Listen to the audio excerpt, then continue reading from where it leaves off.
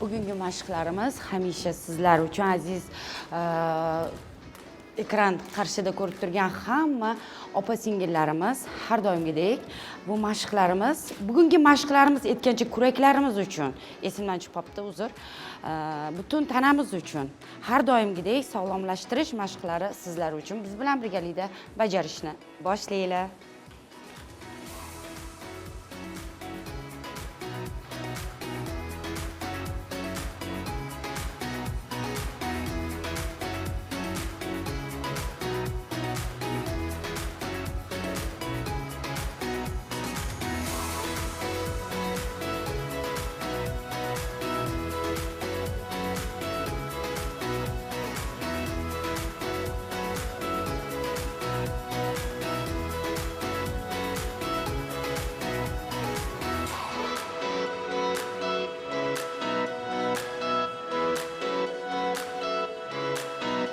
O'ng kuragimizni harakatlantirib oldik. Ana endi chap kuragimizga o'tamiz.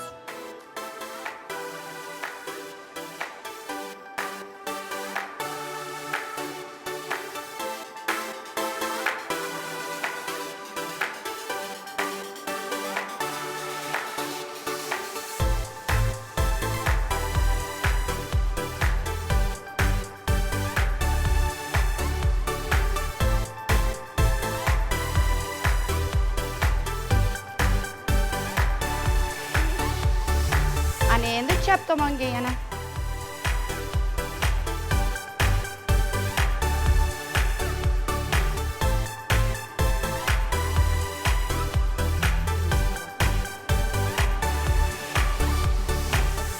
Ana endi tezlashamiz.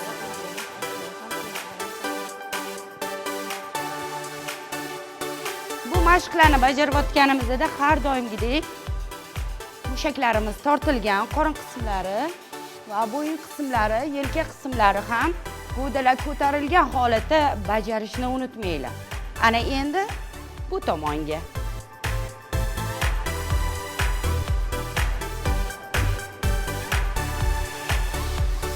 Kuraklarimiz qiziy boshlaydi va umurtqa pog'onasini tekis tutib bajarishni ham unutmanglar.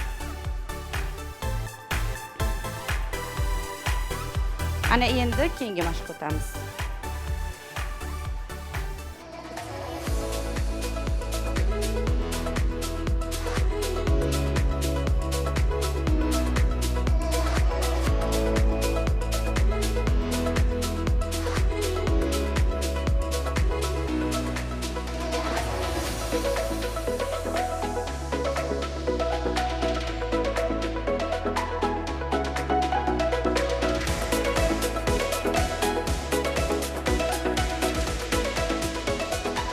Mashqimizni 10 gacha sanab turishingiz mumkin.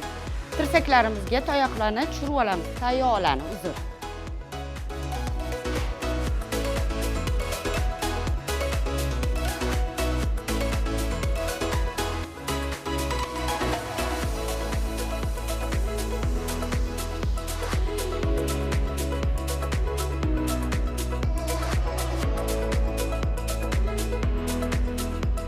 Mashqlarimizni qizib olganimizdan keyin orqaga va oldiga harakatlantirsangiz yana ham osonroq bo'ladi.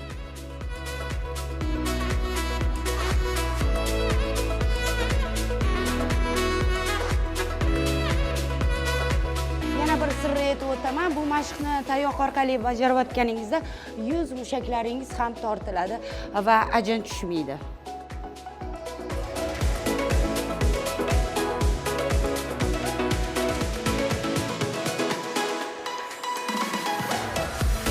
Bugungi mashqlarimiz shulardan iborat edi.